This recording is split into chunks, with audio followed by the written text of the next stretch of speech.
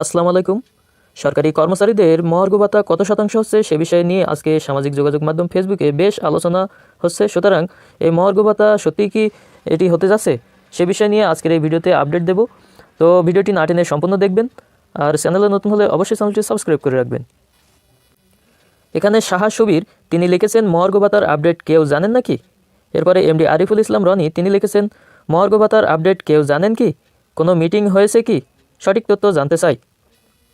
মাসুম খান তিনি লিখেছেন, মহার্ঘ ভাতা 11 থেকে 20তম গ্রেডের জন্য 35% এবং 1 থেকে 10তম গ্রেডের জন্য 25% সুপারিশ। আবুল বাশের তিনি লিখেছেন, মহার্ঘ ভাতা চূড়ান্ত হওয়ার পথে, জানুয়ারি থেকে কার্যকারী হওয়ার সম্ভাবনা। 1 থেকে 10তম গ্রেড পর্যন্ত 25% এবং 11 থেকে 20তম গ্রেড পর্যন্ত 35% এর প্রস্তাব। এম কামাল তিনিও লিখেছেন, মহার্ঘ ভাতা জানুয়ারি থেকে প্রাপ্য হবেন, চূড়ান্ত হওয়ার পথে।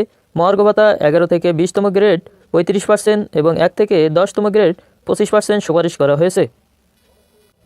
এমডি বাকিবিল্লা তিনিও লিখেছেন, 1 থেকে 10তম গ্রেড 25% এবং 11 থেকে 20তম গ্রেড 35% মহার্ঘ ভাতা চলতি মাস থেকে সরকারি কর্মকর্তা কর্মচারীরা পাবেন। আতাউর রহমান লিখেছেন, মহার্ঘ ভাতা সর্বনিম্ন 10,000 টাকা চাই। এরপর আলমগীর তিনি লিখেছেন, মহার্ঘ ভাতার সর্বশেষ আপডেট কেউ কি বলতে পারেন? নিম্ন গ্রেডের কর্মচারীদের 10,000 টাকার নিচে মহার্ঘ ভাতা দিলে জীবনযাত্রা নির্বাহ করা কঠিন হয়ে যাবে। এমডি ফরহাদ তিনি লিখেছেন, মহার্ঘ ভাতা নিয়ে এখন পর্যন্ত কোনো আপডেট নাই, এটাই সঠিক। তো এই ছিল আজ সারাদিন সামাজিক যোগাযোগ মাধ্যম ফেসবুকে মহার্ঘ ভাতা নিয়ে সরকারি কর্মচারীদের বিভিন্ন গ্রুপে লেখালেখি বা আলোচনা সমালোচনা।